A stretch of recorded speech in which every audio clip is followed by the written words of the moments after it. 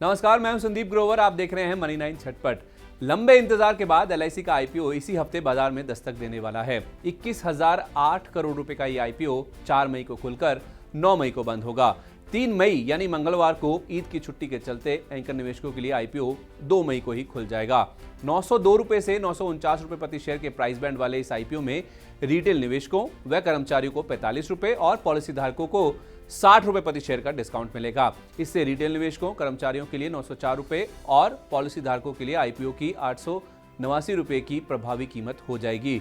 Lot size 15 शेयरों का है, यानी कि निवेशक 14,235 रुपए का न्यूनतम और 1,99,290 रुपए का अधिकतम निवेश कर सकते हैं।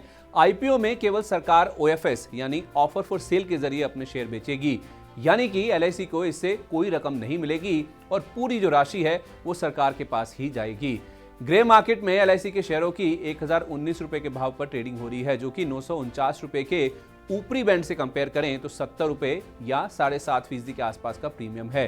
पिछले सोमवार को 25 रुपए के मुकाबले प्रीमियम में करीब 3 गुना के आसपास की बढ़ोतरी हुई है। अनलिस्टेड अरीना के अभय दोषी के मुताबिक आईपीओ के वैल्यूएशन सस्ते हैं, क्योंकि सेक्टर की अन्य कंपनियों के औसत 3 गुना के मुकाबले एलआईसी का आईपीओ एम्बेडेड वैल्यू के 1.1 गुना मल्टीपल पर आ रहा है। निवेशकों के लिए पैसा बनाने का मौका है, क्योंकि बाजार की स्थिति के मद्देनजर सरकार ने वैल्यूएशन में कमी की है। चलिए अब ये भी जानते हैं कि ब्रोकर्स की क्या राय बन रही है इस आईपीओ को लेके। जियोजीत फाइनेंशियल सर्विसेज से शुरुआत करते हैं। उनका मानना है कि 1.1 गुना के मल्टीपल पर अन्य निजी बीमा कंपनियों के औसत वैल्यूएशन की तुलना में एलआईसी के वैल्यूएशन 65% डिस्काउंट पर है। मजबूत मार्केट शेयर, सरप्लस वितरण नियमों में बदलाव से मुनाफे में सुधार और मजबूत ग्रोथ आउटलुक के मद्देनजर वैल्यूएशंस बेहद आकर्षक हैं। इसी वजह से छोटी से मध्यम अवधि के नजरिए से आईपीओ को सब्सक्राइब करने की राय दी जा रही है। आनंद राठी के मुताबिक ऊपरी प्राइस बैंड पर 1.1 गुना का मल्टीपल और एलआईसी की करीब 6 लाख करोड़ रुपए की मार्केट कैप तीनों लिस्टेड कंपनियों HDFC life insurance, SBI life insurance और आईसीआईसीआई प्रूडेंशियल से काफी कम है। इन तीनों लिस्टेड कंपनियों की औसत एम्बेडेड वैल्यू 3,10,000 करोड़ रुपए है और औसत market cap to embedded value ratio 3.4 गुना है। इसलिए एलआईसी का इशू निवेशकों के लिए काफी आकर्षक है।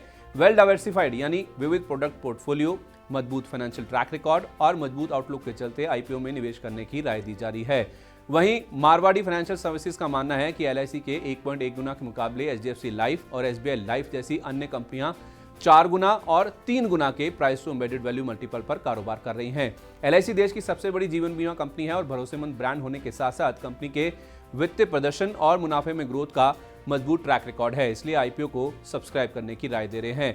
वहीं आईसीआईसीआई डायरेक्ट ने कोई रेटिंग तो नहीं दी है, पर उनका ये मानना है कि परसिस्टेंसी यानी दृढ़ता मैट्रिक्स में कोई प्रतिकूल बदलाव होने पर एलआईसी की वित्तीय स्थिति में एक बड़ा प्रतिकूल प्रभाव पड़ सकता है।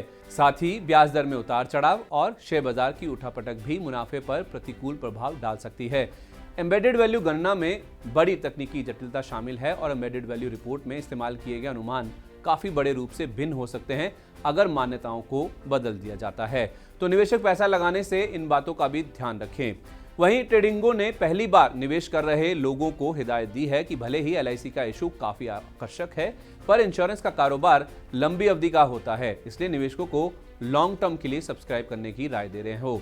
और आखिर में निर्मल बंग सिक्योरिटीज के मुताबिक भारत में जीवन बीमा का न्यू बिजनेस प्रीमियम अगले 1 दशक में 14 से 16% सालाना दर से बढ़ने का अनुमान है। मजबूत मार्केट पोजीशन और नए प्रोडक्ट लॉन्च से एलआईसी को इसका फायदा मिलता हुआ दिखेगा। वैल्यूएशन वैसे ही अन्य कंपनियों से बड़े डिस्काउंट पर है, इसलिए आईपीओ को सब्सक्राइब करने की राय दी जा रही है।